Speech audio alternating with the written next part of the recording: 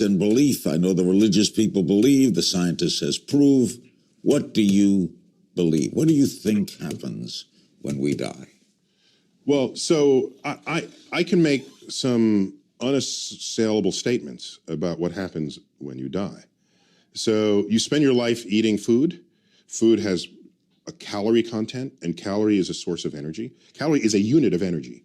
You bring it in, and then the energy is available for you to maintain your body temperature at nearly 100 degrees. It's 98.6. How do you keep something at 100 degrees when nothing else around you is? You're burning energy to sustain that, because biologically, we need to be at that temperature to function, okay? You also need energy to walk and to move. That's why you eat food. The moment you die, what happens? You don't maintain the energy. Your temperature drops. How far does it drop? To room temperature. At a funeral, in the casket, if you touch the hand of the person in the casket, your first thought is, the body's cold. No, it's not. It's room temperature. But it's cold compared to 100 degrees. They're no longer burning this energy. Okay, so now, every one of your molecules has energy within it. If you get cremated, that energy gets released in the form of heat. And you heat the air, and that air radiates to space. You get buried, which is how I want my body to be disposed of. Bury me. Bury me. Because you know why?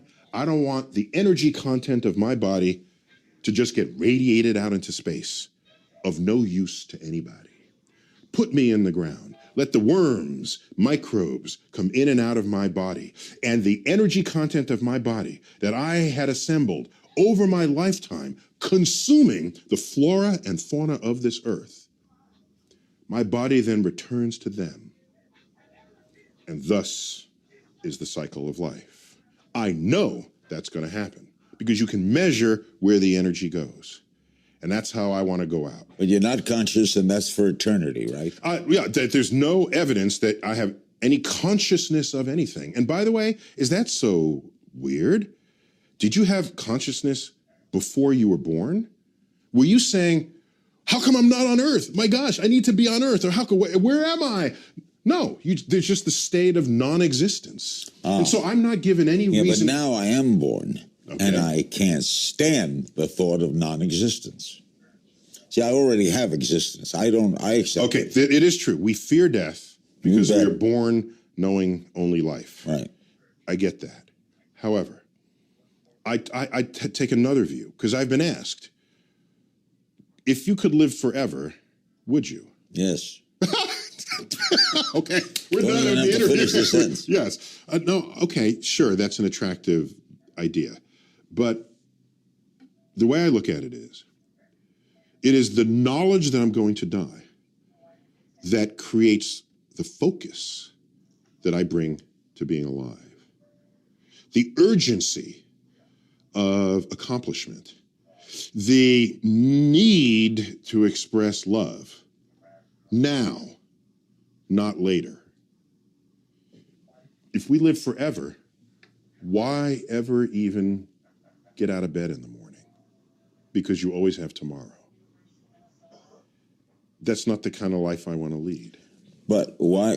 Don't you fear not being around? I fear living a life where I could have accomplished something and didn't. That's what I fear. I don't fear death. You don't fear the unknown? I love the unknown. I love it. You know what I want on my tombstone?